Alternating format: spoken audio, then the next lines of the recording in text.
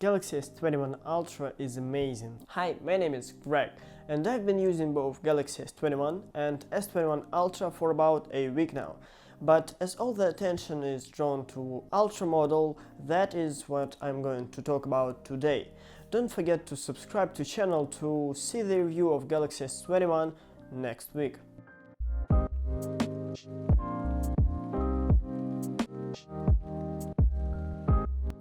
This year, Samsung went all in and completely redesigned their flagship line.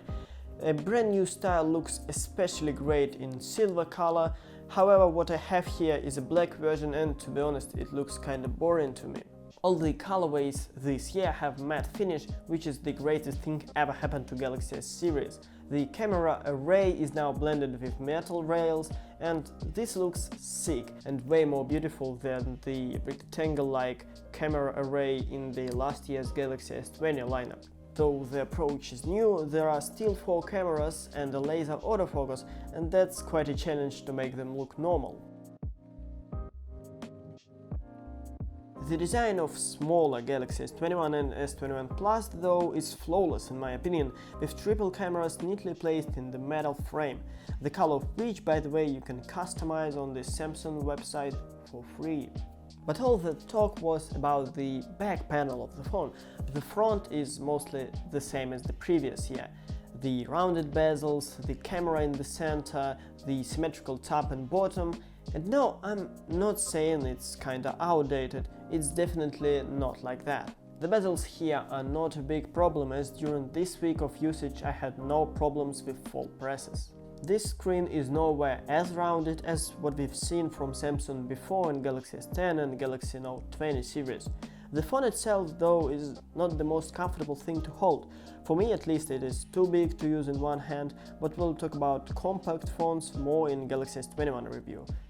Here I just say it's enormously big.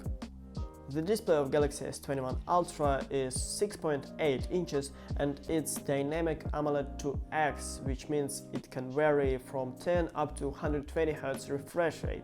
In theory, this saves battery, and I guess that's true because Galaxy S21 Ultra with its 5000 mAh battery easily survives the day of my heaviest usage. Don't be afraid of dynamic refresh rate.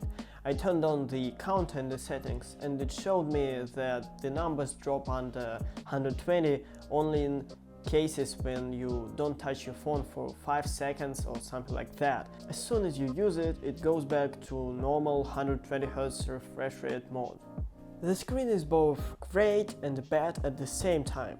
I mean, I like the high refresh rate, the ability to use it with top quality, the resolution, all that stuff, but the default color scheme makes me wanna cry. I mean, vivid colors, really. Samsung, with all the creative potential this phone has, Samsung still uses vibrant, unnaturally vibrant colors by default. I mean, I can go to settings and switch that off and enjoy proper colors, but will most of the people who buy this phone do this? I don't think so. With vibrant colors on, most of the photos look oversaturated and generally bad. Stop it, Samsung. The first thing you notice while unpacking the phone is the lack of charger and AKG earphones. For me it's not a great deal as I have a few already, but I guess this trend will only continue and in few years most of the phones will be shipped without a power adapter. However, keep it in mind if you are going to buy this phone. By the way, speaking about power adapters, Galaxy S21 Ultra supports fast charging up to 25 watt, while the previous gen Galaxy S20 Ultra was able to receive up to 45 watt. If you ask me, it is still enough, but I guess as it is an ultimate flagship for $1,200, people expect something more innovative, like 65 watt charger or maybe alternative to Apple MagSafe. Speaking about the innovations, what I have here is 5nm Exynos 2100, the first Samsung chip with that level of performance. Well, the phone runs smoothly.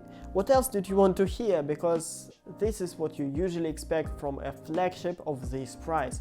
All the apps and games run smoothly and launch instantly, especially complemented by 12 or 16 GB of fast UFS 3.1 RAM. Even under a heavy pressure, the Galaxy S21 Ultra is barely warm, and I guess that shows how good is the new Exynos 2100 is. Though there are 5 holes on the back of the phone, there are only 4 cameras actually. The last one is for laser autofocus, the really good laser autofocus. Unlike the 2020 Galaxy Ultra, there are no problems with autofocus and macro. Samsung even invented a separate mode that activates ultra-wide camera to shoot close-up photos, but I turned it off as soon as I found how to do it because it eliminates all the possible bokeh. Overall, the main camera quality is stellar during daytime and a little less consistent at night. At least from what I saw, I still prefer iPhone camera in low-light situations. Ultra-wide is great and now with autofocus, however it can get a bit noisy if you turn off the light.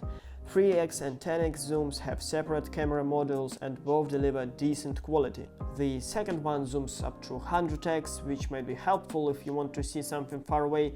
I don't think people are going to make any art photography with it. However, here the Galaxy S21 Ultra clearly beats the iPhone with its baby 2.5x zoom. The video quality is great, and especially I speak about the stabilization.